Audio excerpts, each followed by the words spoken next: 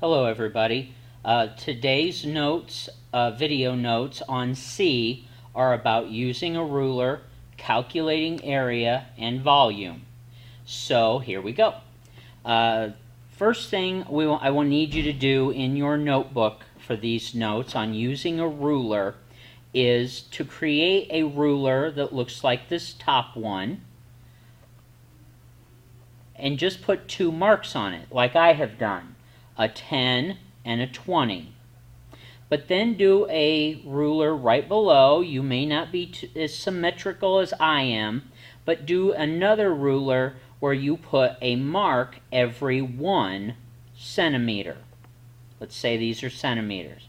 So that mark only has a mark at 10 and 20, but this has a mark at 10, 11, 12, 13, 14, 15, 16, 17, 18, 19, and 20. Today I want to show you how to actually use a ruler and a graduated cylinder and any tool that measures anything. Because today I want to show you that the tool itself tells you what to write down. From this day forward, you should never have to ask a teacher, what do you need me to write down? Do we need to go to the 10th, the 1, the 100th? You should be able to tell what to write it down. So, first thing I want to do, and first thing I actually need to say is pretend like this one isn't here yet. Pretend like all we have is this one above. Let's say you had the world's cheapest ruler, and it only had a mark at 0, 10, 20, 30. It only had 4 marks on it, 1 every 10 centimeters. Let's say we had a mark right there. Let's say we had something that was that long. Here's what I want you to start to understand. There is a number here that we absolutely know. And the number we know, I'm assuming everybody can see, this is going to be a 2-digit number. This is not going to be 23.6. We can't get that specific. The measurement isn't even in the 20s. The one number I know without a doubt, no reasonable human being is going to say that this number is anything other than a number in the teens. How do I know that? It's somewhere between 10 and 20. We can see that in the one that I told you to ignore right below it. This number is between 10 and 20.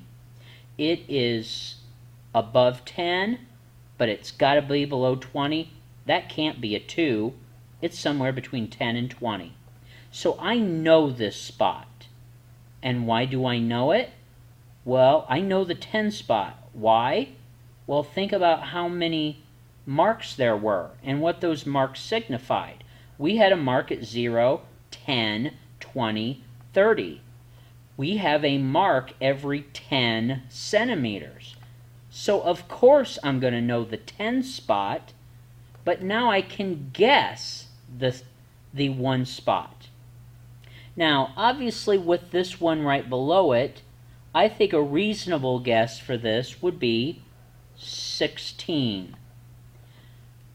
But if this one below it wasn't there, it may be reasonable, especially if it was closer to this side or closer to this side, you might say it's 15 or maybe 17. The nice thing about what I'm about to teach you is, yes, you have to read more digits, but I now have to give you what's called a margin of error. If you looked at that, especially with the one below it not being there, if I said the answer is 16, I have to allow you to have 15 and 17 as answers as well. And especially as fine detailed as we're about to get with this, I'll even probably give you 2 or 3 on both sides. Well, now we don't have one to cheat with, so now let's carry this idea a little farther. Let's say we are measuring something here, and let's say that this goes, let's put a mark right there. What is the measurement that we are about to get? But once again, follow my logic. On the one above, since we have a mark every 10, we know the 10, we can guess the 1. Well, now we have a mark every 1 centimeter. So we know what the 1 spot's going to be. Let me put this answer over here. We know what the 1 spot's going to be. But if we know the 1, then we also know the 10. Now that could be a 0 if it was down in the single digits, but I know everybody in watching this video and in my classroom should see that this is an 8. But if we just, that's not 8, we're in the teens. This is 18. We know the 1. We even know the 10 because we're in the teens. But is it 18? No. 18 is right there. Is it 19? Of course not. It's between 18 and 19. So now we get to make a guess. Now, I kind of try to put this mark so it wasn't exactly in the middle. I don't think that this is 18.5. I try to put it a little bit to the left of the middle. So I would call this 18.4. We know it's 18. It has to be. It's between 18 and 19. But since we don't have any more marks, all we can do is guess the next digit. So follow my logic here. Let's back it up. Here we had a mark every 10. So I know the 10, I guess the 1. Now we have a mark every 1, so I know the 1, I guess the 10th. Now let's carry this logic on to one more. But in order to do this, we need to kind of blow it up. There really are, on a ruler, there are 9 marks for 1, 2, 3, 4, 5, 6, 7, 8, 9 between these numbers. So I'm going to try to blow that up and say that that's 13, that's 14. So let's say 13, let's say 14. But then we can agree that this would be 13.5, and then I'll try to make these symmetrical. 1, 2, 3, 4. Not great, but close. And then 6, 7, 8, 9. So we've got 13.1, 2, 3, 4, 5, 6, 7, 8, 9, and then 13.10 almost would be 14 if we follow that through. So now we're going to continue on with our logic. Let's say, and now this is really how you can use a ruler. Let's say we had a mark that went right here. Here we had a mark every 10. We knew the 10, we guessed the 1. Here on this one with this red mark, we have a mark every 1, so we know the 1, we guess the 10th. Well, now we have a mark every 10th of a centimeter. Every 10th of a centimeter is a mark on our ruler. That's also known as a millimeter. So now we can know the 10th and guess the 100th. And every number before the 10th, you know it as well. Nobody watching this video should think anything for this measurement other than 13.12. We know it's 13 point something. There is no doubt. It's between 13.2 and 13.3. Our choices would then be 13.21, 22, 23, 24, 25, 26, 27, 28, 29, 30. But we can't be 0.30 because that's 0.3, and that is right there.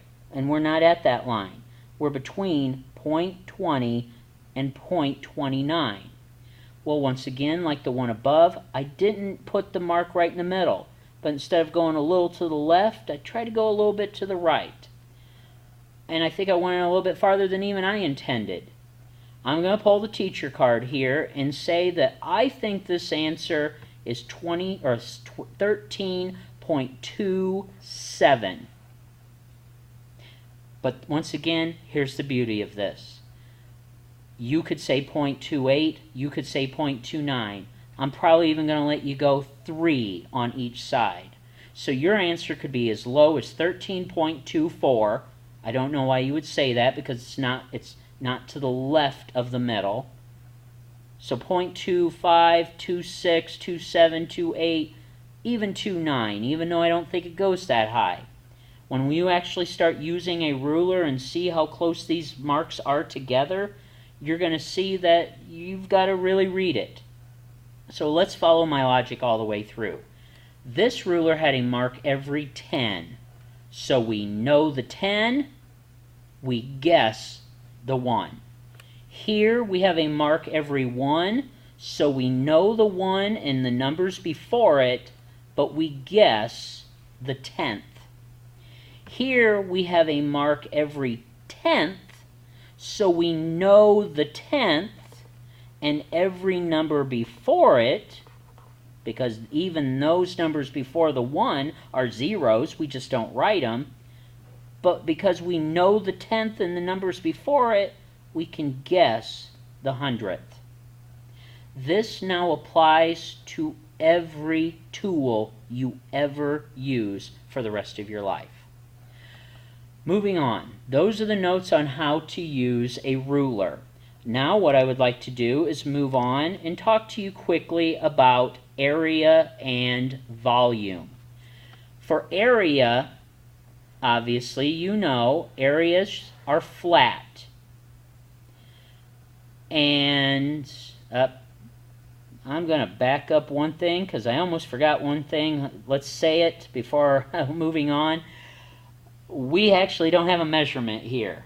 Measurements are not only a number, but also measurements have to be a unit. Not putting a unit on these does not tell us anything. If I asked you how far it was to your house and you said 3, I have no idea what you just said. I don't know how far it is to your house, because 3 is only a number. 3 blocks, that's a measurement. 3 miles, that's a measurement. 3 kilometers, gotcha, I understand. But 3, not a clue how to get to your house. So every time we write these measurements, you're only telling me half of what we need to know here. The other half is a unit. So 16 centimeters, 18.4 centimeters, 13.27 centimeters. Please don't forget your units. We will be working on those tomorrow. Now moving on to area. Area is, as I hope you know, length times width. So you can now measure the length of something. Let's say that this is 2.0 centimeters wide. And then we take the length, and it doesn't matter what words we use, it's just one side times another. Let's say this was 2.0 centimeters tall or long, whatever word we want to use. Well, the area is length times width, length times height, whatever we want to call it. Well, what have we just done then? We now know the answer is 4, and technically 4.0. Some classes will talk about that in the future. But why? Well, if we count 2 centimeters across, 1, 2, and then we count 2 meters tall, or 2 centimeters tall, 1, 2, this is why we now have 4. But now what's our unit? Well, just like we took 2 times 2 to get 4, we got to talk about units. Centimeter times centimeter is centimeter squared. If you have area, whatever your unit has to be squared. And also, if you have units, they have to be the same. You cannot multiply meters times centimeters. It does not work. You got to convert one of them to meters or one of them to centimeters. These have to be the same in order for them to be squared. Now let's quickly talk about volume. when you measure volume, let me try my best to show a cube, and watch how I draw this. There's a side. Now I'm going to draw the top. Now with dotted lines, I'm going to try to show what is behind. So there's a back. Now we've drawn the bottom, and now connect this corner with that corner. Now you can see the entire cube. Area is length times width times height. Once again, the words don't matter as much as being able to find three separate measurements. What I always recommend to students is find a corner. And whatever you call it is fine by me, but let's call this width times length times height. Notice I found a corner, a sharp, not an edge, a corner, and I was able to go 3 ways off of it. Let me use another color, and let's use this as a corner. Well, what 3 ways can we go off that corner? We can go back, we can go up, we can go right. And now we got 3 separate measurements, and if this is a true cube or a true box, those 3 numbers, either in red or yellow, will be the same. Let's do one more corner. If we pick that corner, the 3 ways we could measure are this way, and that way. And just like, I'm not going to do any numbers because the drawing will get a little ugly, but if we do length times width times height, we take our number times number times number to get a number. But then centimeter in this case times centimeter is centimeter cubed. Centimeter cubed is sometimes also written cc, which stands for centimeter cubed. cc. This also can be in milliliters if we are talking about liquids. So that then leads me to our next page, and we are going to look at graduated cylinders. Very quickly, I want to wrap these notes up. We can kind of pull everything together. First, let's look at this graduated cylinder. Let's say it has liquid up to there. First, you need to know that this curved line that really is more prominent in glass graduated cylinders, which is why I like glass ones, that curved line, you should know, is called a meniscus. Meniscus. Make sure when you read a meniscus, you are not hovering above, looking down, sitting in your seat, looking up at it. You need to be looking directly sideways at that. This is how you find volume of liquids. In gases and solids, we tend to use cubic length, like cubic meters or cubic centimeters. But in liquids, we tend to use liters or milliliters. Well, this is a liquid. So now let's pull everything together we've just talked about. You should not have to ask me now, what do I write down? The tool itself tells you what to write down. Because if this is our meniscus, and by the way, you always look at the very bottom of the meniscus, you should be able to look at this and say, okay, there without a doubt, this is without a doubt, 100, 110, 120, not 130, this is 120 something. Well, why are we guessing the 1? Well, when do we have marks? We have a mark every 10 milliliters. Starting here, 50, 60, 70, 80, 90, 100, we have a mark every 10 milliliters. So, we now get to guess the next digit. We know the 10 because there's a mark every 10. We guess the 1. I'm going to go ahead and pull the teacher card and say 5 is right there. 7, 8, I think it's a little higher. I'm going to say 128. 128 milliliters. or cubic centimeters, honestly, because they're the same thing. Cubic centimeters and milliliters are the same thing. They are just interchangeable. But if you say 127, 129, I think you'd be pushing it to say 130, but definitely 128 or somewhere close to that going to the 1. Now let's draw a meniscus right here. Let's do these quick. Think about how many, where we have marks. Now we don't have a mark every 10. We don't even have a mark every 1. We have a mark every 2. So, with 2, it gets a little tricky, because with 2 is a 1 digit. But can we really say 10th? Well, actually we can, because since 2 is in the 1 digit, we can kind of guess what the 10th would be. For example, where I just drew that meniscus, 10, 12, 13, or 10, 12, 14, 16. Well, that's clearly above 15. So 15, but now we get to guess. 15 is right in the middle. Right in the middle. I'm going to pull the teacher card and say probably about 15.4. And if we had water or a liquid in here, this would be easier to read.